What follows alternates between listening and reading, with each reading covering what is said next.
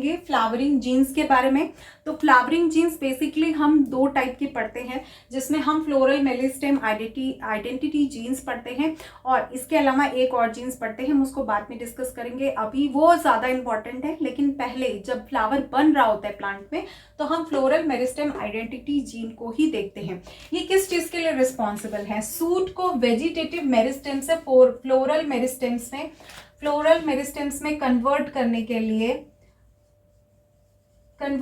लिए रिस्पॉन्सिबल होते हैं। यानी कि यहाँ पे FMI जीन्स अगर नहीं हो, FMI जीन्स अगर नहीं होंगे तो ये प्रोसेस नहीं होगी। अगर कहीं पर आपको बोले कि हमने FMI जीन्स को लॉस ऑफ फंक्शन में कर दिया है, तो वो जो शूट वेजिटेटिव होगी वो फ्लोरल मेरिस्टेम में जाएगी ही नहीं, तो वहां पे फ्लावर का प्रोडक्शन होगा ही नहीं। तो सबसे पहले शूट वेजिटेटिव मेरिस्टेम्स को फ्लोरल मेरिस्टेम्स में कन्वर्ट होना जरूरी है, और ये इनडायरेक्टली कंट्रोल करते हैं। कभी भी ये डायरेक्टली फ्लोरल आइडेंटिटी को कंट्रोल डायरेक्टली नहीं करते, हमेशा ये इनडायरेक्टली कंट्रोल करते हैं फ्लोरल आइडेंटिटी को। फ्लोरल आइडेंटिटी का मतलब फूल बनने की जो प्रोसेस है, जो उसमें सेपल, पेटल, एंड्रोसियम, गाइनोसियम जो भी बनेगा उसमें, वो अभी मैं इसको डिटेल करूंगी, वो इन सब में इनडायरेक्टली प्ले करेगा रोल, क्योंकि जो शूट वेजिटेटिव है उसको अभी पहले हमें किस में कन्वर्ट करना है? फ्लोरल मेरिस्टेम्स में। तो जो शूट वेजिटेटिव मेरिस्टेम्स है उसको हम फ्लोरल मेरिस्टेम्स में कन्वर्ट करेंगे, और इस प्रोसेस को हम किसके थ्रू करेंगे? इस प्रोसेस को हम करेंगे floral meristem identity gene FMI genes के थ्रू। अब these are expressed early floral stage, very important. Early stages में हमको कौन सी जीन्स देखने को मिलती है? अर्ली स्टेज में हमें फ्लोरल मेरिस्टेम आइडेंटिटी जीन्स देखने को मिलती है। अब हम ध्यान से देखें तो इसमें हमारे पास कौन कौन से जीन्स हैं जो इन्वॉल्व होते हैं। तो एक लीफी है, तो इसको आप ध्यान से देखिए। जो लीफी होता है, सारे जो नेमिंग करेंगे हम वो कैपिटल लेटर में करते हैं, और जो एब्रीवेटेड फॉर्म लिखते हैं वो भी हम कैपिटल में लिखते हैं। तो अगर एपिटाला है फिर तो सेकेंड जो जीन है फ्लोरल मेरिस्टेम आइडेंटिटी जीन के बाद हम फ्लोरल ऑर्गन आइडेंटिटी जीन को पढ़ेंगे। मेरिस्टेम जैसा कि एज द नेम सजेस्ट उसमें बता रहा है कि वो शूट मेरिस्टेम से फ्लोरल आइडेंटिटी को बनाता है, और फिर फ्लोरल आइडेंटिटी को प्रॉपर देने के लिए floral organ identity genes work करती है, जिसकी वजह से proper sepal, petal, gynoecium, androecium बनता है। तो यहाँ पर देखेंगे जो ऐसे जो जीन्स होते हैं वो डायरेक्टली इन्वॉल्व होते हैं फ्लोरल आइडेंटिटी में, और वो जो होते हैं मेरिस्टेम आइडेंटिटी जीन होते हैं वो इनडायरेक्टली इन्वॉल्व होते हैं। ये जो जीन होते हैं वो ट्रांसक्रिप्शन फैक्टर की तरफ वर्क करते हैं, यानी इनका जो प्रोडक्ट होता है, जो फ्लोरल ऑर्गन आइडेंटिटी जो जीन होते हैं ये क्या करते हैं? ये कुछ प्रोडक्ट बनाते हैं। इनका जो प्रोडक्ट होता है वो as a transcription factor work करता है, जो दूसरे जीन को रेगुलेट करता है, और जो दूसरे जीन का प्रोडक्ट होता है वो फ्लोरल आइडेंटिटी को आइडेंटिफाई करता है। तो अब हम इसमें कुछ नेमिंग भी देख लेते हैं, जैसे एपिटाला 1, एपिटाला 2, एपिटाला 3, पिस्टिलाटा और एगोनमस। ये सारे ऐसे जीन्स हैं जो कि फ्लोरल आइडेंटिटी जीन्स को आइडेंटिफाई करते हैं, उनके ऑर्गन्स को प्रॉपर बनाते हैं। कैसे बनाते हैं हम इसको डिटेल में देखेंगे। इसके पहले मैं आपको बताना चाहती हूँ कि जो एपिटाला 1 होता है वो फ्लोरल मेरिस्टेम आइडेंटिटी जीन की तरह भी काम करता है, फ्लोरल ऑर्गन आइडेंटिटी जीन की तरह भी काम करता है। तो थोड़ा सा मुझे बेसिक इन्फॉर्मेशन आपको देखनी है कि शूट से हम फ्लावर कैसे बना रहे हैं, यही हमें बनाना है। ठीक है, तो देखिए जो सूट मेरिस्टेम होता है, सूट मेरिस्टेम से फ्लावर आइडेंटिटी हम कैसे बनाते हैं, सूट मेरिस्टेम से हम फ्लावर आइडेंटिटी कैसे बनाएंगे, ये हमें यहाँ पे समझना है। तो जो शूट मेरिस्टेम है और जो फ्लावर आइडेंटिटी है, इसको बनाने के लिए जो फ्लोरल मेरिस्टेम आइडेंटिटी जीन्स होते हैं, स्पेशली कौन सा है? लीफी और एपिटाला 1, ये जो दो जो शूट मेरिस्टेम से फ्लोरल आइडेंटिटी बनाते हैं, यानी स्टेम पे यहाँ पर अगर आप देखेंगे तो इस तरह से आपको ऐसे जो baby bud of the flower आपको देखने को मिलेगा। तो ये बिकॉज ऑफ दिस रीजन से होता है। अब इसको एक्टिवेट कौन कौन करता है? देखिए, एक तो ऑटोनॉमस कंडीशन है, क्योंकि प्लांट प्रॉपर बड़ा होगा, ग्रोथ करेगा, उसकी एक प्रॉपर एज होगी, उस एज में जाके वो फ्लावरिंग क्रिएट करता है। लेकिन तो उसको हम बोलते हैं ऑटोनॉमस पाथवे।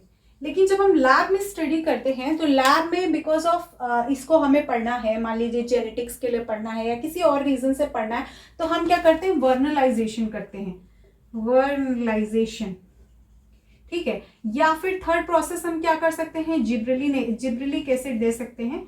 जिब्रेलिक एसिड देने से क्या होता है, जिब्रेलिक एसिड जब हम देते हैं तो जिब्रेलिक एसिड देने की वजह से उस पाथवे में आपको देखेंगे जो जिब्रेलिन है, सॉरी यहाँ पे जिब्रेलिक एसिड मैंने बोल दिया, जिब्रेलिन, जिब्रेलिन जो है, जिब्रेलिन हमने दिया है या वर्नलाइजेशन दिया है या ऑटोनॉमस पाथवे है, कुछ भी है इसमें से। इसके अलावा एक प्रॉपर फोटो पीरियड भी चाहिए होता है, फोटो पीरियड, फोटो पीरियड भी अगर नहीं मिलता है किसी प्लांट को तो भी वो फ्लावर आइडेंटिटी नहीं करती। आप दूसरे वीडियो में आप देख सकते हैं कि फोटो पीरियोडिज्म का भी मैं बनाया है मैंने, जो फोटो पीरियोडिज्म, हाँ जी। तो यहाँ से अब आप क्या देख सकते हैं, जो फ्लावरिंग जीन्स होते हैं, वो फ्लावरिंग जीन्स में हम आज पढ़ रहे हैं कॉन्स्टेंट्स। यहाँ तक मैंने बता दिया कि जो शूट एपिकल मेरिस्टेम्स होते हैं वो फ्लावर आइडेंटिफाई जीन्स को कैसे एक्टिवेट करते हैं, बाय द लीफी एंड एपिटेला 1। यहाँ पर मैं कॉन्स्टेंट्स की बात कर रही हूँ। ये जो CO है ये एक्टिवेट होता है by the photo periodism, photo periodism. जैसे आप कुछ प्लांट्स देखते होंगे वो एक स्पेसिफिक लाइट के बाद ही फ्लावरिंग करते हैं, अगर उनको उतनी टाइमिंग लाइट की ना मिले तो वो फ्लावरिंग ही नहीं करेंगे। लेकिन कुछ प्लांट ऐसे होते हैं जिनको मिनिमम बहुत कम लाइट चाहिए होती है फ्लावरिंग करने के लिए। तो अलग अलग फोटो पीरियोडिज्म है जिस सबके क्रिटिकल वैल्यूज हैं। कुछ प्लांट ठंडी में फ्लावरिंग करते हैं, कुछ प्लांट गर्मी में फ्लावरिंग करते हैं। तो उसी तरह से यहाँ पर जो फोटो पीरियोडिज्म है वो उसका बहुत मेजर रोल होता है फ्लावरिंग पे, और वो किसको एक्टिवेट करता है, CO को। CO किसको एक्टिवेट करता है, FT जीन। यहाँ पे FT जीन का ट्रांसक्रिप्शन को एक्टिवेट करता है। जो CO है, कॉन्स्टेंट्स है, ये transcription factor, transcription FT genes की ट्रांसक्रिप्शन को इनिशिएट करता है और ये FT जीन्स बन जाते हैं। अब ये जब FT जीन्स बनेंगे तो ये कहाँ जाएंगे, ये न्यूक्लियस के अंदर जाएंगे और ये किससे कंबाइंड हो जाएंगे, ये FD जीन से कंबाइंड हो जाते हैं। जब ये कंबाइंड हो जाते हैं तो ये क्या बनाते हैं, एक तरह का कॉम्प्लेक्स बनाते हैं। तो ये कॉम्प्लेक्स हो गया FT जीन और FD जीन का। जब ये कॉम्प्लेक्स बनाएंगे तो ये किसको ट्रिगर करते हैं, एपिटाला 1 और SOC1 को ट्रिगर करते हैं। और जब ये जो होते हैं ये किसको एक्टिवेट करते हैं, ये लीफी जीन को एक्टिवेट करते हैं। और जिसकी वजह से यहाँ पर अगर आप देखेंगे कि यहाँ पर लीफी जीन्स जो हैं वो फ्लोरल आइडेंटिटी को आइडेंटिफाई कर रही है। अब हम रोल्स के थ्रू समझेंगे। रोल क्या होता है फ्लावरिंग जीन्स का, कहाँ पे कौन से पार्ट को बनाने के लिए फ्लावरिंग जीन्स रिस्पॉन्सिबल होते हैं। जैसे कि हम यहाँ पर रोल्स बनाएंगे तो सबसे पहले हमारे पास A रोल है, यानी कि A जीन है। उसके बाद हमारे पास A+B जीन है और उसके बाद हमारे पास क्या है, B+C जीन है और उसके बाद हमारे पास क्या है, C जीन है। तो इस तरह से अगर आपको रोल्स क्लियर हो, विजिबल है, तो हम अभी इसको आइडेंटिफाई करेंगे। तो यहाँ पर हमारे पास एक जीन है, यहाँ पर 2 जीन है, यहाँ पर 2 जीन है और ये लास्ट में 1 जीन है।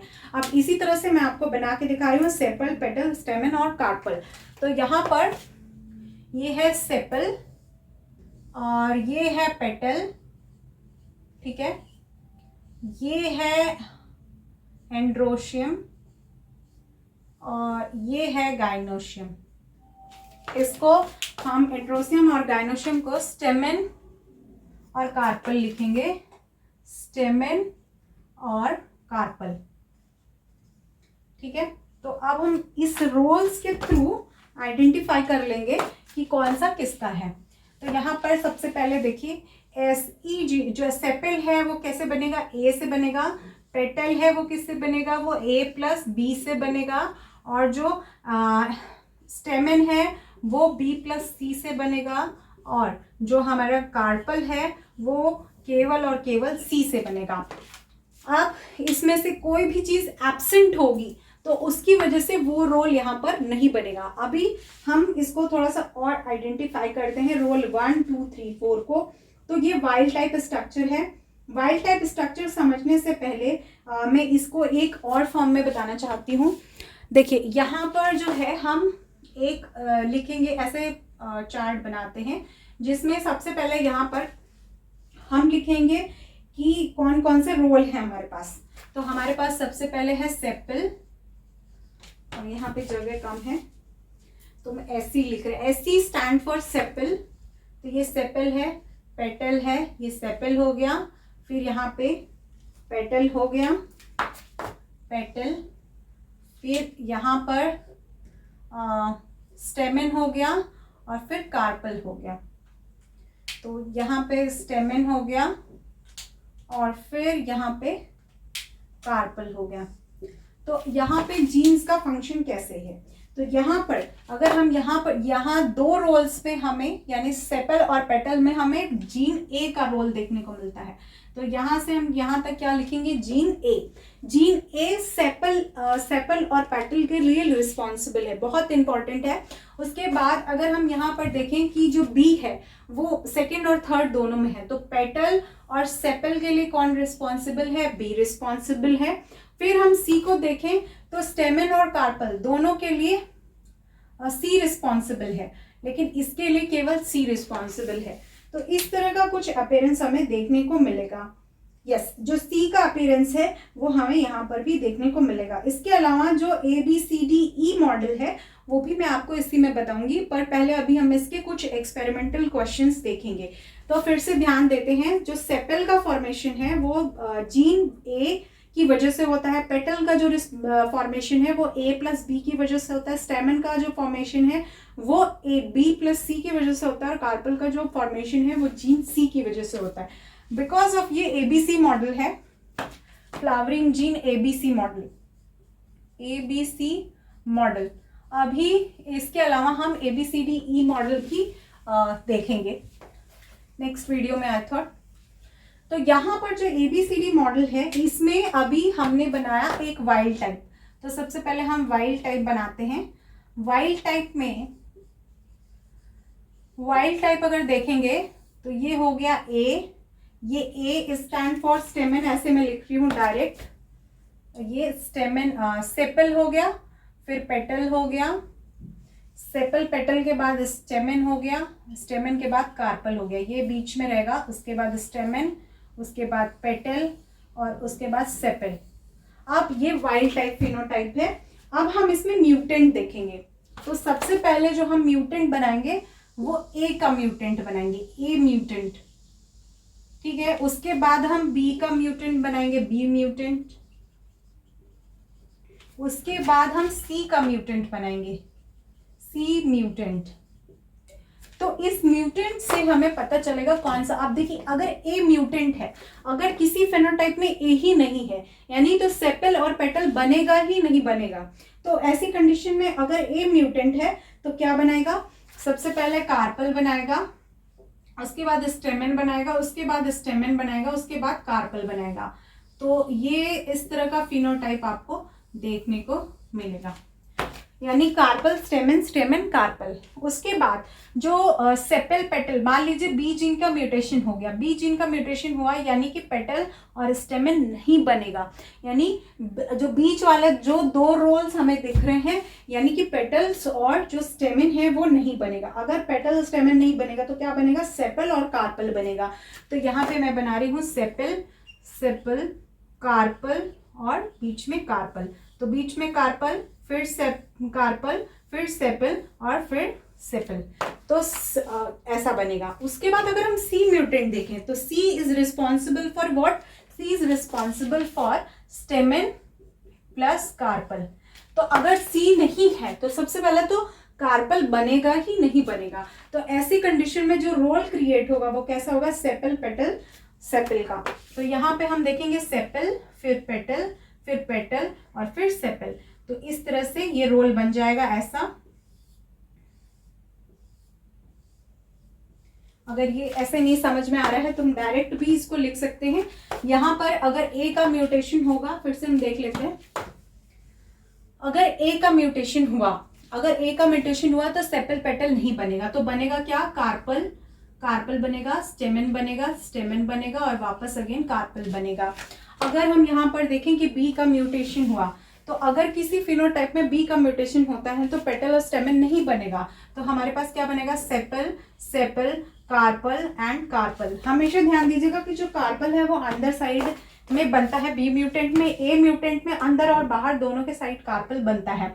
उसके बाद हमारे पास सी का म्यूटेशन हुआ, तो सी के म्यूटेशन में हमेशा हम ये ध्यान रखते हैं कि जो सी का म्यूटेशन है उसमें सेपल बनता है, पेटल बनता है, सेपल बनता है, सॉरी पेटल बनता है, फिर सेपल बनता है, पेटल और फिर से सेपल बनता है।